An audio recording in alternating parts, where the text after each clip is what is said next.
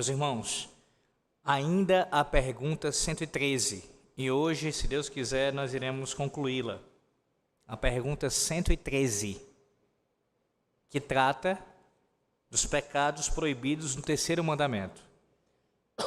Como os irmãos têm acompanhado, a resposta a essa pergunta ela é bem longa. Nossos pais aqui, eles extraíram vários e vários ensinos sobre essa proibição aqui do mandamento. Nós bem sabemos que, ainda assim, os catecismos não são exaustivos no sentido de apresentar tudo o que a Bíblia fala sobre determinado assunto. Temos aqui uma síntese, um resumo do que é mais importante, do principal. Claro que o catecismo maior ele é mais extenso, o nome mesmo já diz isso, ele é mais profundo, mas o que eu quero dizer é que ainda assim se trata de um resumo do que o mandamento nos ensina. Posto isso, hoje nosso intuito aqui é concluir essa pergunta com a sua resposta e, se Deus quiser, na próxima quarta-feira, partir para a 114, que ainda fala sobre o terceiro mandamento. Observe aí, a 114 ainda fala sobre ele, todavia não fala sobre os pecados proibidos, como ainda estamos vendo, mas fala sobre as razões anexas ao mandamento. Só na 115 é que nós passaremos para um outro mandamento, nesse caso, o quarto. Vamos lá. Pergunta 113. Diz assim: quais são os pecados proibidos no terceiro mandamento? Resposta: lá no final já. Os pecados proibidos no terceiro mandamento são, lá no final, tudo o que caluniar, escarnecer, injuriar ou se opor à verdade, à graça e aos caminhos de Deus. Professar a religião em hipocrisia ou para fins malignos, o envergonhar-se da religião ou o envergonhá-la pelo viver de modo indigno, nécio, estéril e ofensivo, ou por apostatar dela. Observe que, logo no início aqui dessa sessão final, você tem 3 verbos utilizados, pecados sendo descritos aqui em forma de verbos, contra a verdade, a graça e os caminhos de Deus. Ou seja, caluniar, escarnecer e injuriar. E nesse caso, ou se opor à verdade, à graça e aos caminhos de Deus. 4, na verdade, né? O se opor também. A verdade, a graça e aos caminhos de Deus. Vamos ver cada um deles aqui. Primeiro, com relação ao caluniar. Antes de vê-los, vamos ver primeiro um texto aqui importante. Abra sua Bíblia em Atos capítulo 13, versículo 45. O texto já vai abordar isso, perceba, mas eu digo, a gente ainda vai destrinchar um pouco mais cada um dos verbos aqui, esses pecados descritos. Atos 13, 45.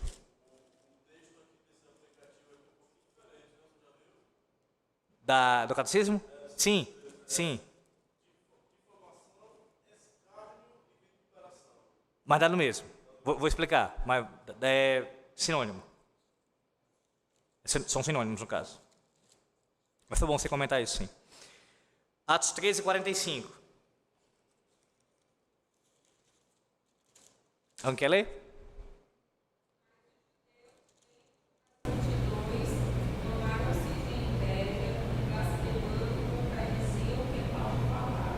Observe como isso é interessante, né?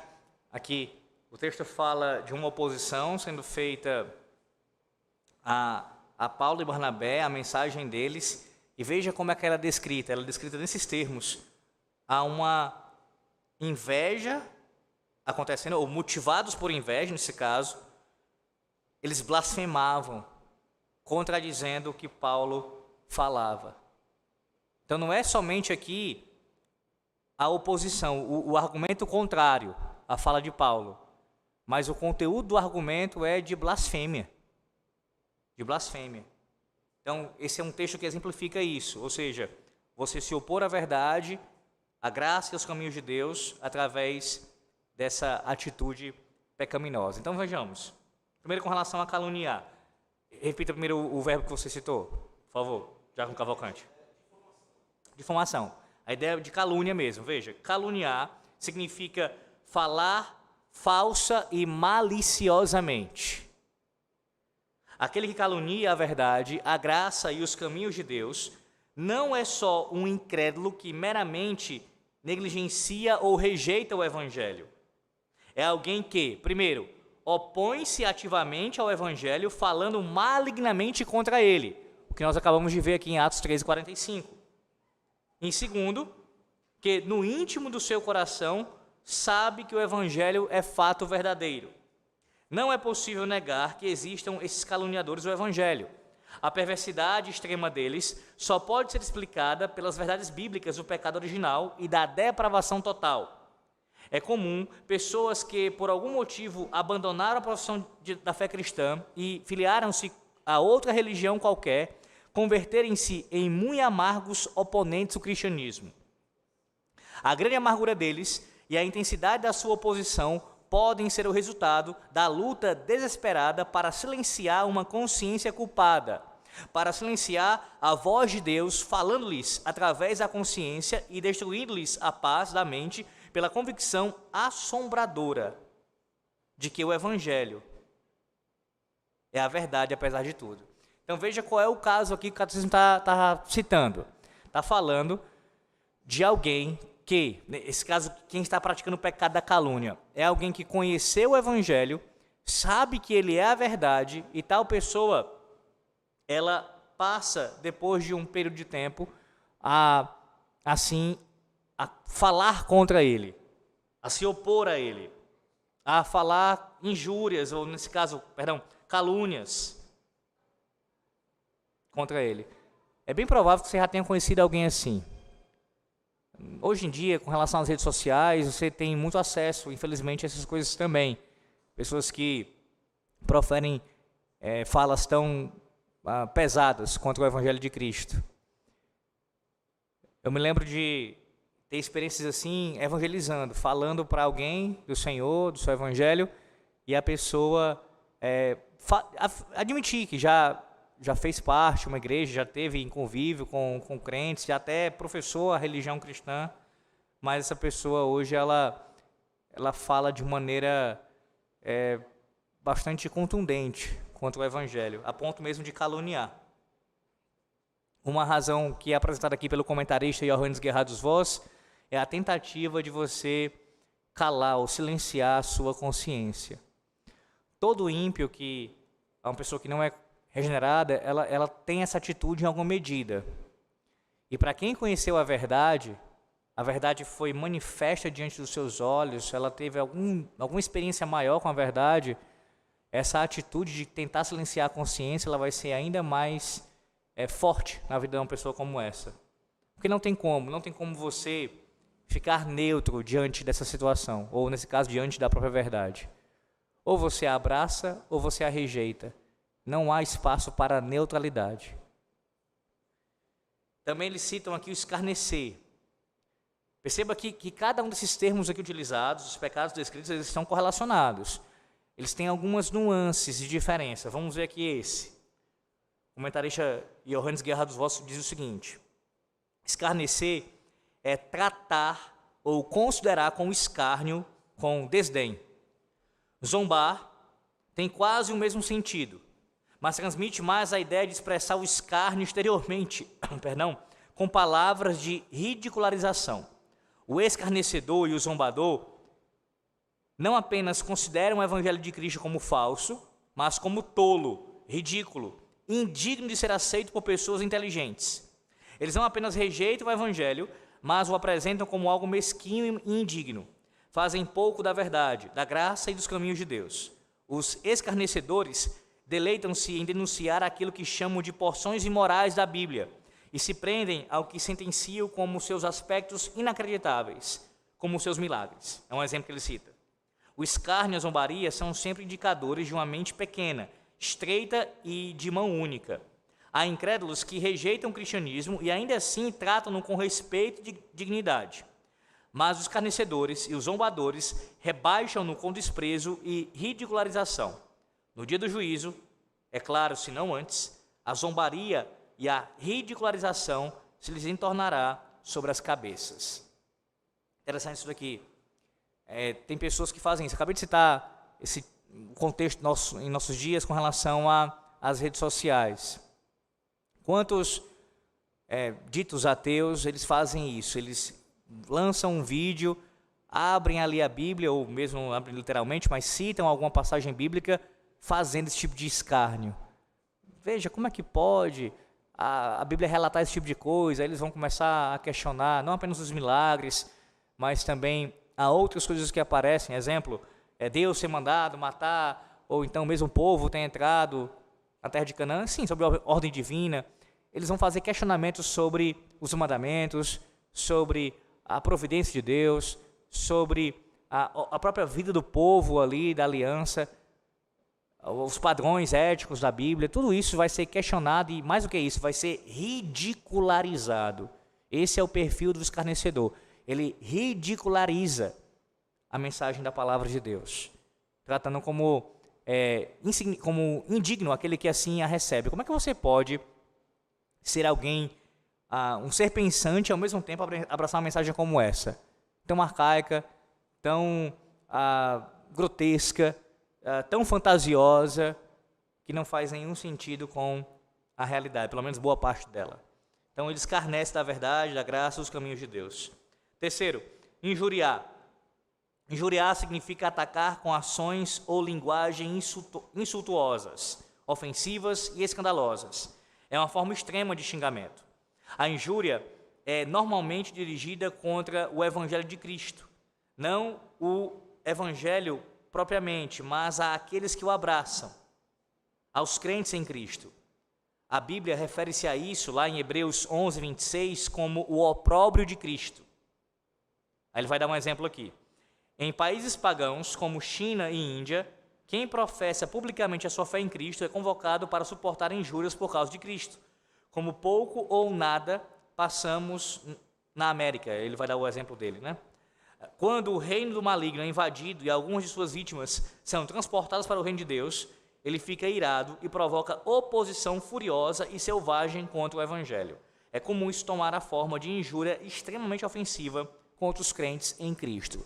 Ou seja, ele está falando aqui que o injuriar, tem muito a ver com a perseguição por causa da nossa fé.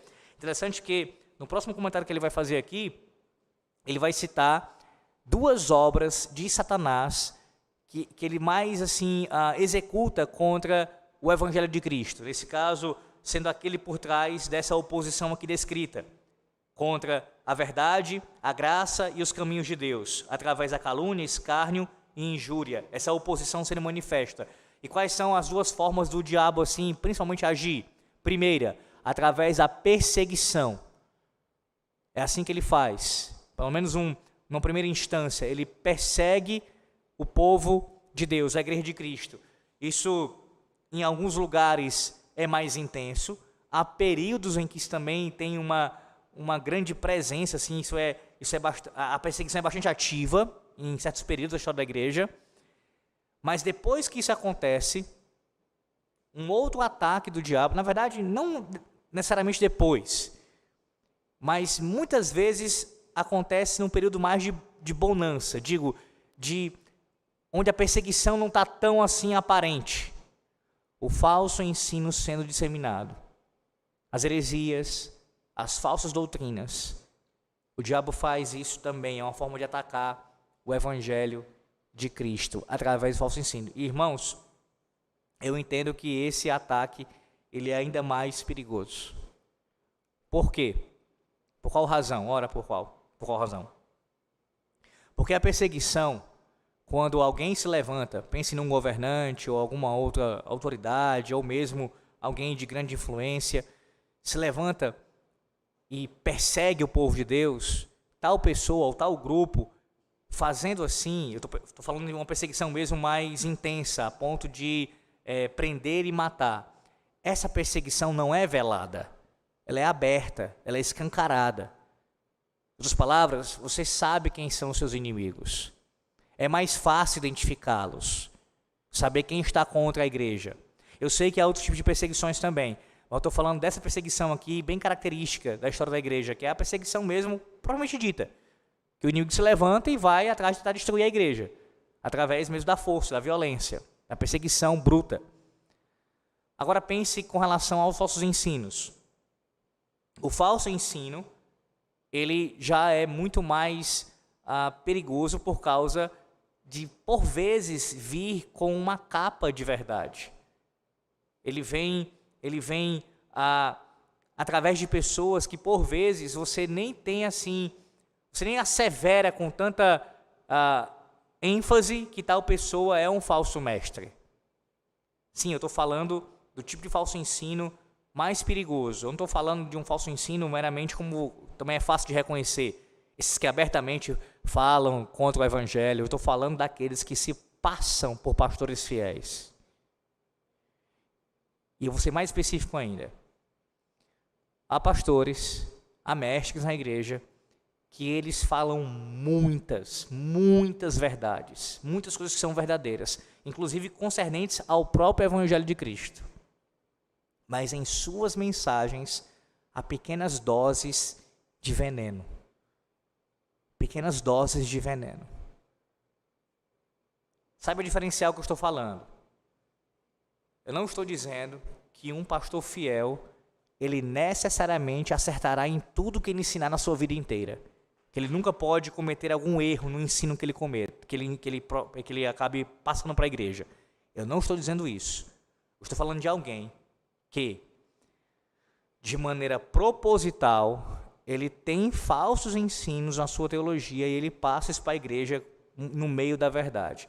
Usando uma ilustração, para você entender o que eu estou querendo dizer, seria como alguém que serve uma comida para outra pessoa. Essa comida tem uma boa aparência, tem um bom cheiro, ela tem bastante ali, boa parte do seu conteúdo é saudável, mas há elementos presentes que vão trazer a morte ali, ainda que numa quantidade aparentemente menor. E se você estiver comendo daquilo frequentemente, a influência danosa sobre você será maior ainda. Esse é o mais perigoso tipo de falso mestre, porque é mais difícil de você conseguir ter discernimento e fazer a separação do falso ensino dele com a verdade. Colocando de outra maneira, o falso mestre mais habilidoso que existe é aquele que consegue, com maior destreza, colocar o seu falso ensino no meio da verdade. Que tantas pessoas vão se levantar e vão dizer, você não pode falar isso contra tal homem. Veja, ele falou isso, ele fala isso, a verdade. Veja, normalmente é assim. Esses são os mais letais, os mais perigosos. Você não vai encontrar um homem desse, não vai acontecer isso, estou falando em termos gerais. Ele escarnecendo de Jesus Cristo publicamente, falando coisas absurdas contra o Senhor, não vai acontecer isso. Não vai. Ele vai dizer, Jesus é o Senhor, a salvação vem por Jesus Cristo.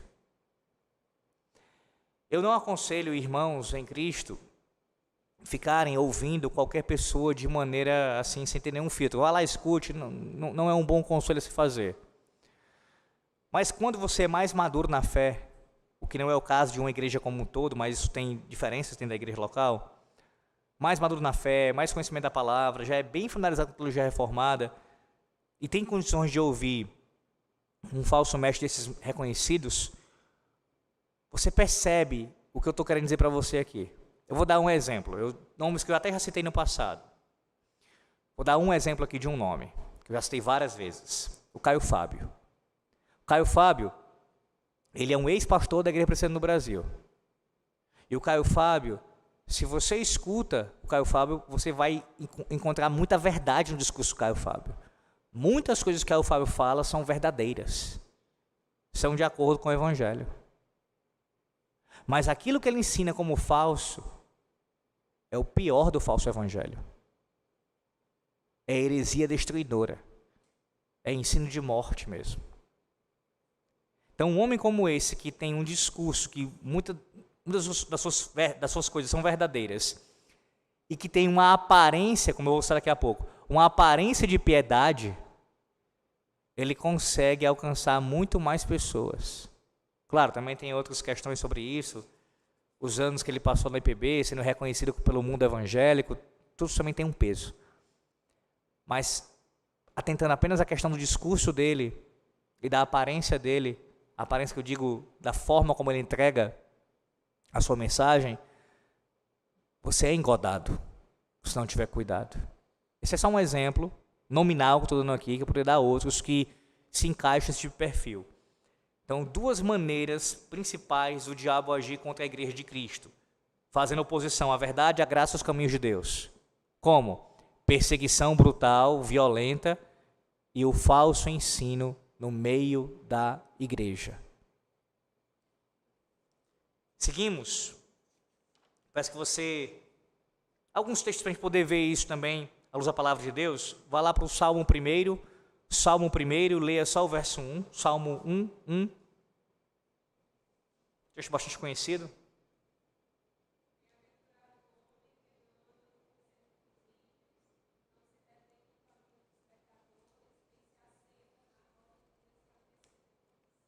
Segunda de Pedro agora, capítulo 2, versículo 3. Pode ler. Farão de vós negócio com palavras fingidas, sobre os quais, já de largo tempo, não será tardia a sentença, e a sua perdição não virá. Esse capítulo 2 aqui é um comentário bem breve, tá, irmãos? Teremos ainda, se for da vontade do Senhor Deus, oportunidade para falar sobre isso. Esse capítulo 2 de 2 de Pedro é um capítulo inteiro sobre falsos mestres. Um capítulo inteiro para falar de falsos mestres. E a profundidade com que o apóstolo Pedro faz isso aqui é absurda. Os termos são utilizados, riquíssimos aqui, tanto acerca que descreve a pessoa deles, seus comportamentos, sua vida, mas também os seus falsos ensinos. Eu quero muito poder ter a oportunidade de chegar nesse capítulo, no futuro, nas exposições de Pedro, nas epístolas de Pedro, e falar sobre isso. Lembro-me que uma vez, há muitos anos, tem uns 10 anos, 11 anos, não sei, tem muitos anos, eu fui convidado para poder falar numa igreja, não era da IPB, uma igreja independente, para levar uma doutrina, eu levei uma doutrina sobre, um estudo sobre esse capítulo 2. Foram mais de 2 horas só nesse capítulo 2 esse dia, mais de 2 horas só nesse capítulo. Só tinha uma bala para tirar e assim eu fiz, né? O capítulo 2 de uma vez só. Provavelmente aqui na igreja eu devo pregar em partes, acredito, mas vou ver quando chegar lá. Então, por que eu estou chamando a atenção disso aqui para você? Para você ver como a palavra de Deus dá importância a isso. Inúmeros textos bíblicos do Antigo e Novo Testamento vão falar desse pessoal aqui, de falsos profetas. Por quê? Para o povo de Deus, para nós, advertência. Um alerta para que a gente não venha a ser engodado com os seus falsos ensinos. A gente possa estar preparado para poder enfrentá-los. E com relação a eles, o anúncio de juízo, para que eles não se arrependerem. Continuando, volte um pouco, 1 de Pedro agora, 1 de Pedro, capítulo 4, versículo 4. Antes de ler, todos esses textos aqui têm correlação com o que eu estou ensinando sobre essa oposição à verdade, aos caminhos de Deus, à sua graça.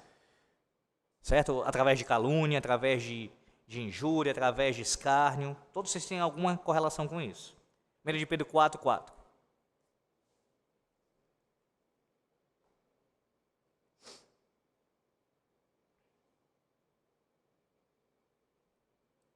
Vou ler aqui.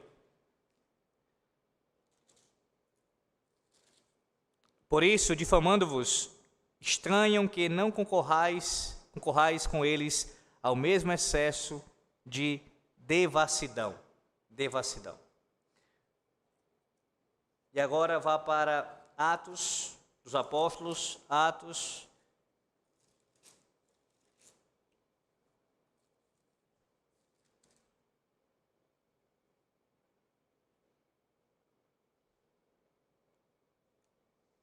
Capítulo 4, versículo 18. Capítulo 4, versículo 18.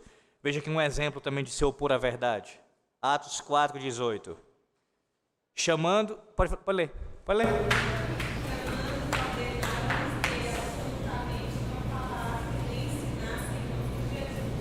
Tentativa de proibir aqui o ensino em nome do Senhor Jesus Cristo. Oposição à verdade. Clara, aberta aqui. Continuando, meus irmãos, ainda sobre pecados contra o terceiro mandamento, veja, o catecismo também fala sobre professar a religião em hipocrisia ou para fins malignos. O que significa isso? Professar a religião em hipocrisia significa professar a religião sem sinceridade. Com fé fingida, não verdadeira. A expressão para fins malignos descreve as causas que motivam o hipócrita. Os motivos verdadeiros que o levam a professar que é crente em Cristo não são a glória de Deus e a salvação da sua alma, mas motivos inapropriados como ganhos financeiros, respeitabilidade social e coisas assim. Nem todo membro de igreja, atente-se a isso, que não é regenerado é hipócrita. Como assim? Há pessoas que são membros de igreja, elas fizeram a pública profissão de fé, mas não são convertidas, não são crentes verdadeiras. Contudo, elas não se encontram na categoria de hipócritas. Por quê? Porque é possível, e ele comenta isso daqui, e a gente vê isso biblicamente, é possível a pessoa se enganar a si mesma, e acreditar sinceramente que se é um crente verdadeiro em Cristo, quando na verdade é um pecador perdido. O hipócrita é diferente. Ele está num nível mais grave aqui. Por quê? Porque ele não engana a si mesmo. Ele sabe muito bem que não é um crente verdadeiro em Cristo, mas está tentando enganar os outros com a aparência exterior de crente. Quando a perseguição por causa de Cristo cai sobre a igreja, os hipócritas logo abandonam a profissão do cristianismo. Nenhum hipócrita verdadeiro e consciente haverá de sofrer perseguição ou reprovação por causa do evangelho. Quem é hipócrita? Qual é a categoria aqui do hipócrita? É aquele que não professa uma fé verdadeira, a sua fé ela é fingida, não há sinceridade, e ele faz isso com que objetivo? Pode ser vários objetivos. Ele cita aqui alguns exemplos. Alguma questão financeira, alguma questão social, de respeito, visando alguma coisa. Exemplo, tem outros exemplos também que eu posso dar aqui. Eu vi muito isso acontecer na minha... Eu posso falar assim hoje em dia já, né, com 34 anos. Na minha mocidade. Eu fui convertido ao Senhor com 16 anos de idade. E eu me lembro que naquele período, um dia desse, né, metade da minha vida praticamente, eu me lembro de, no contexto em que eu estava, no meio evangelical, vários e vários jovens virem à igreja somente por causa de relacionamento. Somente por causa disso. Sendo esse o motivador da presença deles naquela igreja. E aí, você vê muita coisa acontecendo. Dentre elas, vários desses aí, hoje em dia, onde é que eles estão?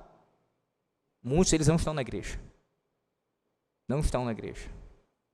Eles se envolviam com trabalhos locais, na mocidade, na juventude, participavam de algum departamento, de algum chamado ministério da igreja, mas com o passar do tempo, as suas motivações, não apenas essas, tá? Mas essa era uma das principais, acabam se revelando e você via, a pessoa não permanecia, ela não perseverava. Porque o motivo de estar ali não era servir a Cristo e porque amava a igreja do Senhor, mas eram outras coisas. Outras coisas.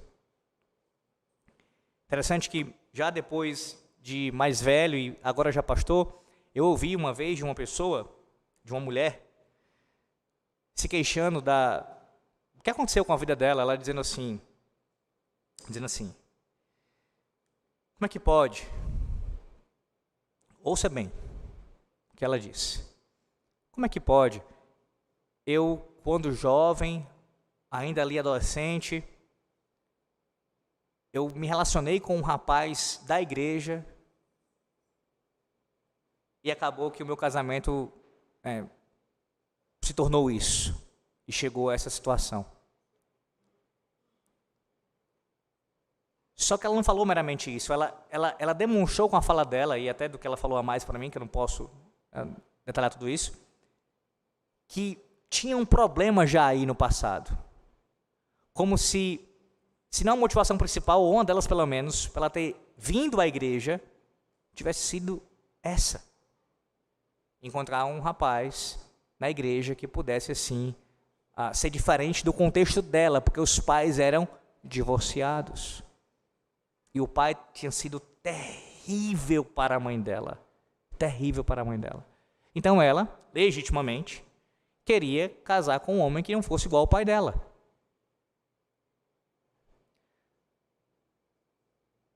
Mas a motivação principal para alguém servir a Cristo não pode ser por causa de um relacionamento, irmãos.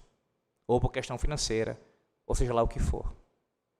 Alguém que de fato é convertido ao Senhor, o serve porque o ama, porque tem deleite nele, porque quer agradá-lo, porque quer ter comunhão com ele. E, em segundo lugar, com a sua igreja, com o seu povo.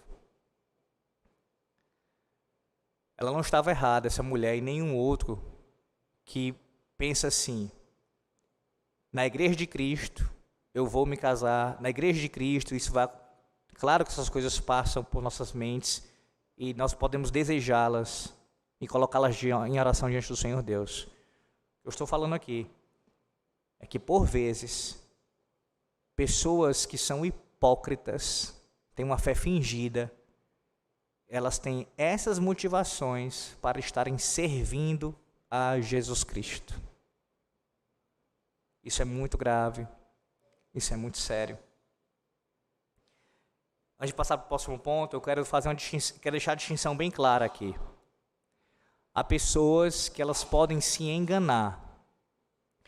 Por que na pregação pública da palavra de Deus, quando o ministro está assim proclamando a palavra, ele frequentemente, claro que o texto também, é o texto que norteia, então o texto alguns vai acontecer mais vezes, outros menos, mas estará presente na mensagem. Chamar a igreja ao arrependimento. O próprio povo ao arrependimento. Primeiro porque, como crente verdadeiro, você deve se arrepender dos seus pecados, que você ainda peca, isso é óbvio. Mas também porque no meio do povo, podem ter pessoas, e por vezes tem pessoas, que ainda não foram convertidas, e acham que foram. Elas são auto-enganadas. Achando que porque se conformarem em alguma medida, de forma externa, à igreja, aos padrões, elas abandonaram algumas práticas, isso já foi suficiente, mas não houve ainda uma transformação. Então, não é incomum acontecer de pessoas, depois de não sei quantos anos de fé, disserem assim: agora eu fui convertida. Acontece às vezes com pastores, acontece às vezes com esposas de pastores. Se não me falha a memória, uma mulher com quem aconteceu isso foi a esposa do pastor Paul Washer. Depois de anos já de crente, e se eu não estiver enganado, ela nasceu na igreja. Ela se deu conta uma vez, já adulta, que ela não era convertida, e assim foi convertida ao Senhor. Se não estiver enganado também, a esposa do Sproul, R.C. Sproul também. Posso estar enganado, uma vez eu ouvi ele falando sobre isso, há muito tempo. Então, isso pode acontecer. E, na verdade, isso acontece, irmãos. Isso acontece, a pessoa está enganada com a fé que ela acha que tem. Isso é sério, claro, é grave. Mas o que eu destaquei aqui, à luz do catecismo, fundamentado no terceiro mandamento, é algo mais grave. É algo mais grave. Por que o pastor está enfatizando isso? Porque como pastor da igreja, a igreja tem que ter essa preocupação de forma geral, mas os pastores, é claro, primeiramente, eu preciso estar atento a isso. Observar muito bem isso. Só Deus sabe de fato quem pertence a Ele. Só Deus sabe de fato quem já foi convertido por Ele. Nós não temos como ter essa certeza com relação a outra pessoa, de maneira final, absoluta. Não temos. A gente vai observar o quê? Os frutos. Os frutos. Alguém que está fingindo ser um crente, que é um hipócrita e finge ser um crente, uma vez identificado, ele tem que ser solenemente, gravemente exortado sobre isso. Chamado a arrependimento, se não se arrepender, fora. fora, nós não podemos jamais tolerar hipócritas em nosso meio. Não podemos. Percebe? Uma coisa é a gente entender que até a volta de Cristo haverá hipócritas. A gente vai ter que lidar com isso. Outra coisa é a gente tolerar em nosso meio como se fosse algo normal, comum, tudo bem. Ele pode ficar aqui, a gente vai convivendo com ele. Depois que a gente tomou conhecimento, que a gente confirma que tal pessoa deu as evidências que é um hipócrita, ele tem que ser tratado. E se não se arrepender, processo disciplinar segue normal. E excomunga. Hipócritas não podem ser tolerados em nosso meio. Continuo.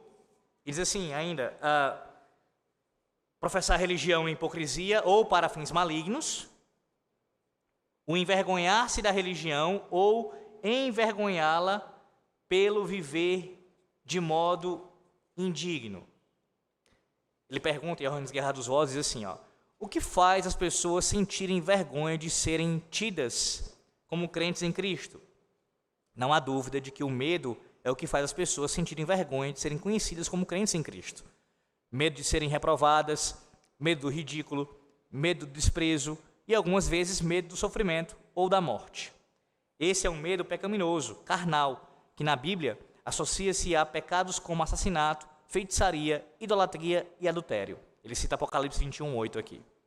Não é o mero sentimento de medo que representa um pecado tão terrível, mas o render-se ao medo de modo que a conduta da pessoa seja determinada por ele, tornando-se seu escravo. Então veja, o envergonhar-se da religião. Um cristão verdadeiro jamais pode demonstrar vergonha da fé que ele professa, mesmo que isso traga implicações terríveis para a sua vida. Perseguição, prisão, morte. E pelo viver de modo indigno, com relação a isso, ou seja, a gente ser uma vergonha para o Evangelho, ele vai dizer assim, tem-se dito com muita propriedade que os crentes em Cristo são a única Bíblia que o mundo irá ler. O mundo tira as suas ideias sobre o cristianismo, em grande parte, pela observação das vidas e da conduta daqueles que professam ser crentes em Cristo. E quando eles tornam-se culpados de escândalos e práticas ímpias, o Evangelho torna-se desprezível aos olhos do mundo. Isso é muito claro de entender. Você não pode se envergonhar do Evangelho que você professa, do Cristo que você serve, e você não pode ser uma vergonha para Ele. A sua vida não pode ser contrária à fé que você professa. Nesse caso aqui, também você tem uma ideia de hipocrisia presente, mas aqui você tem uma nuance, uma diferença. Qual? No primeiro caso que eu citei, tem a ver com alguém que está se fingindo o máximo possível, se adequando o máximo possível aos padrões ali, mas o coração afastado e com outros fins para estar servindo a Cristo. Aqui é alguém que professa a fé, mas a conduta dele, inclusive externa, é contrária à fé que ele professa. Ele se torna um escândalo, uma vergonha para o Evangelho. Muitas vezes eu escutei, na tentativa de defender a verdade, pessoas dizerem assim, olha, cuidado,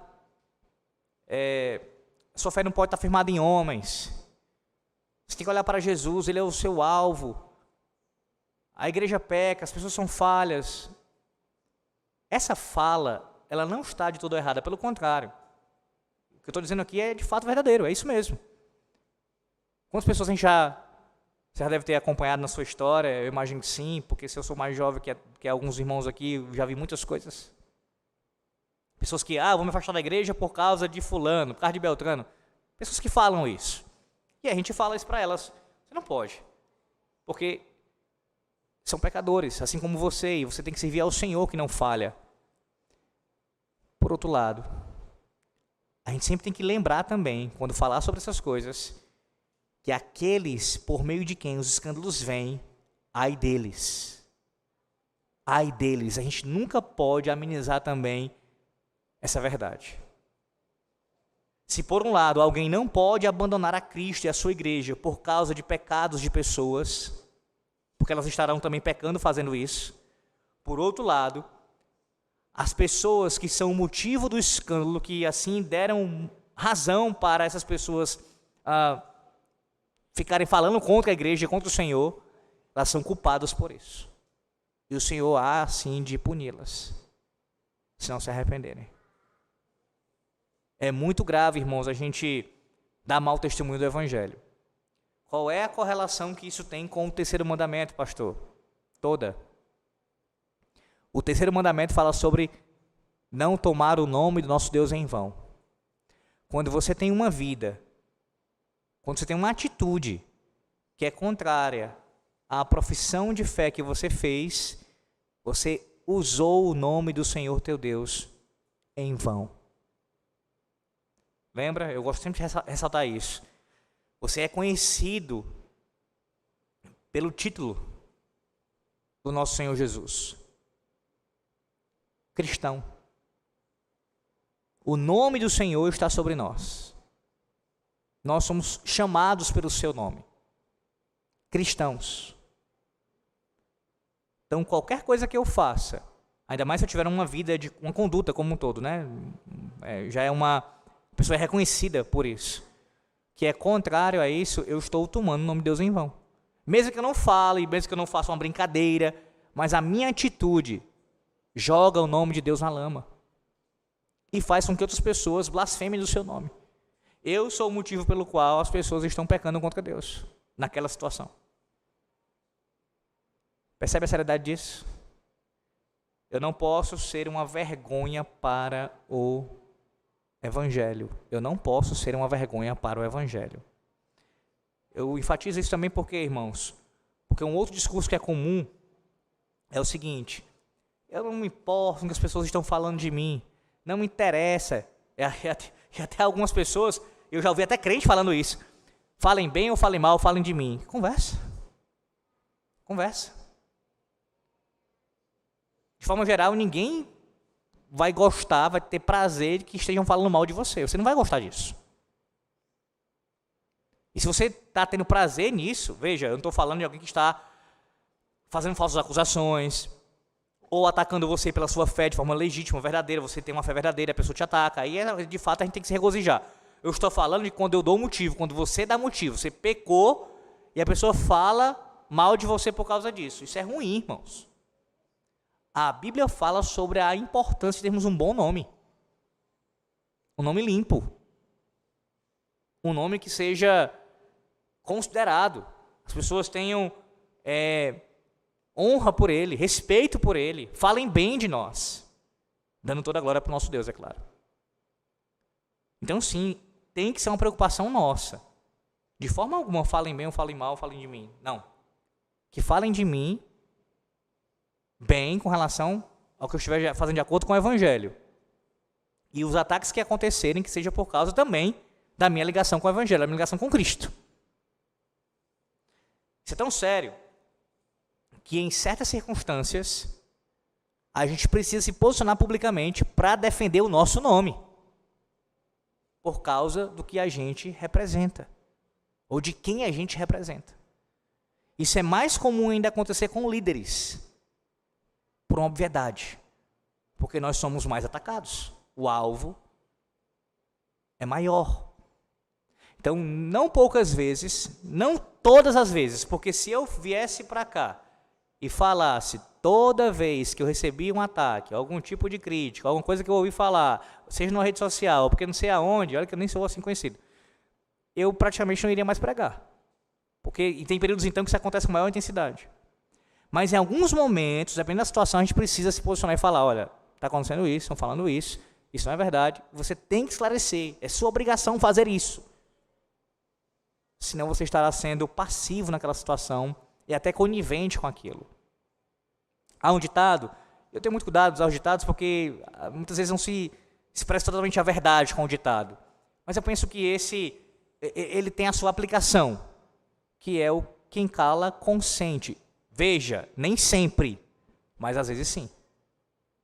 Às vezes, se calar, pelo menos vai transparecer a ideia de você estar consentindo.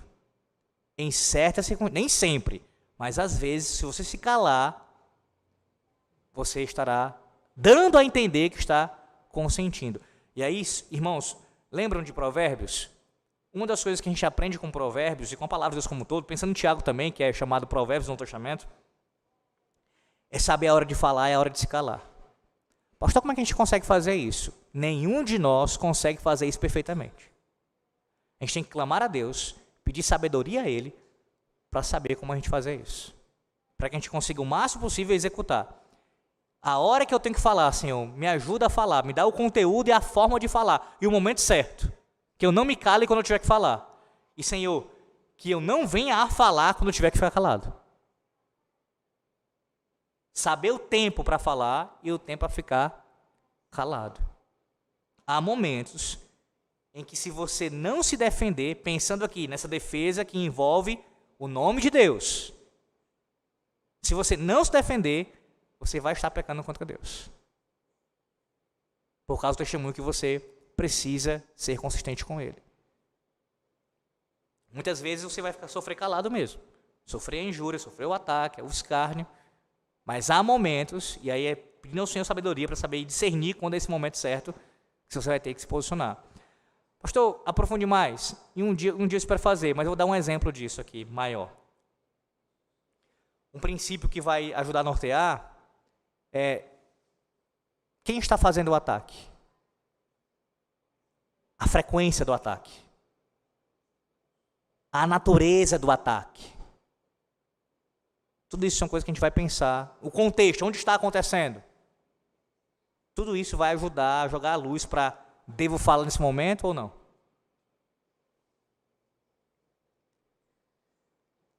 E por último, diz assim ainda o nosso catecismo, acerca da apostasia ainda. Da apostasia, veja. Abra sua Bíblia em Gálatas 3, do 1 ao 3, por favor. E aqui a gente encerra. Esse texto mais um e a gente encerra com um comentário final.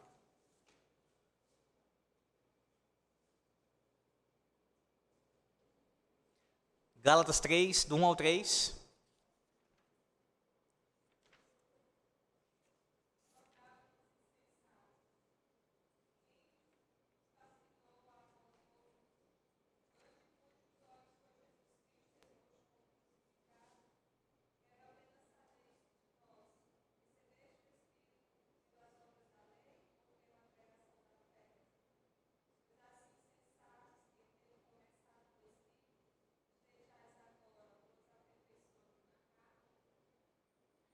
E agora vá para Hebreus 6,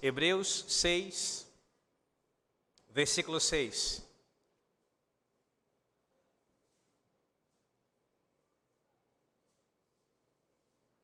Hebreus 6, 6.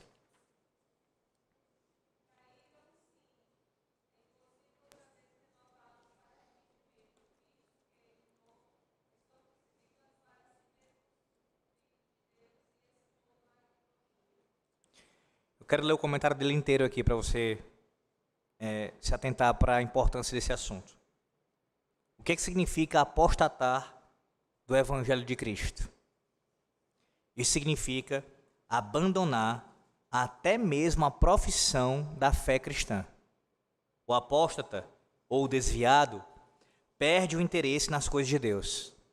Deixa de frequentar os cultos na igreja e endurece o coração em indiferença e incredulidade. Ele pode ter o nome ainda no rol da igreja como membro em plena comunhão. Não porque, olha como isso é, essa sacada dele aqui, não porque apresente qualquer interesse na igreja, mas porque os seus oficiais vacilam em disciplinar os membros infiéis. O apóstata, embora seja nominalmente membro de alguma igreja, não demonstra nenhum interesse ativo na fé cristã. É indiferente e tolerante consigo mesmo.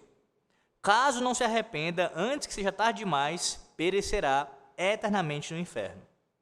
A apostasia total e permanente do Evangelho de Cristo é um pecado jamais cometido pelos crentes verdadeiros, que nasceram de novo pelo Espírito Santo.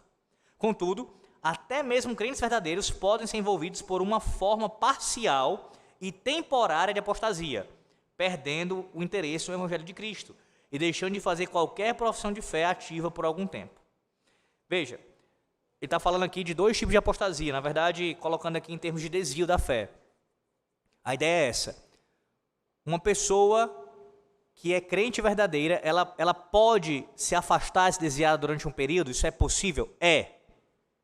Lembre-se que a nossa confissão de fé, ela falando sobre esse assunto, acerca de pecados, colocando aqui melhor, acerca de pecados graves, fala de pecados graves que os crentes podem cometer. Claro que não deveria, mas isso pode acontecer. Pecados graves podem acontecer, quedas grandes, enormes, podem acontecer com pessoas que de fato foram convertidas. Mas a apostasia, como aparece em Hebreus, por exemplo, aquela que a pessoa realmente ela se afasta e não volta mais, só alguém que não foi de fato convertido. Foi aparentemente. Teve uma fé externa, aparente apenas, mas ele se afastou, se desviou e nunca mais voltou. Mas eu queria salientar aqui, irmãos, para a nossa conclusão, é o que ele vai dizer sobre ter pessoas assim na igreja e ainda permanecerem na igreja. Porque assim, a gente muitas vezes tem a seguinte percepção: o apóstata são aquelas pessoas que eu conheci ao longo da minha vida, que elas hoje não estão mais na igreja. Até citei casos aqui, né? Pessoas que elas nunca mais voltaram e, se permaneceram assim sem voltar, de fato se revelaram apóstatas. De forma absoluta. Mas há pessoas dentro da igreja que no seu coração já apostataram. Já apostataram. E elas permanecem assim. E como é que isso vai ser tratado? Isso tem que ser tratado pelo conselho da igreja, irmãos. É o vacilar dos oficiais que permite que isso perdure na igreja. Eu aproveito especialmente a doutrina para poder entrar em algumas coisas aqui. Vamos lá. Numa igreja onde o conselho dela, começando pelo seu ministro, pelo seu pastor, não trata casos do tipo, vou dar um exemplo genérico, tá? Mas que é muito comum. Há um irmão na igreja, ele é de fato um membro dessa igreja, passou já por tudo, recebeu o batismo, pública profissão de fé, ele tem acesso à mesa do Senhor, já tem anos de crente. Tal pessoa negligencia o dia do Senhor, os cultos, ela mal aparece, ela vem de temporadas. Eu conheci muito e conheço também muitas pessoas assim. Eu vou exemplificar, vou ilustrar para você.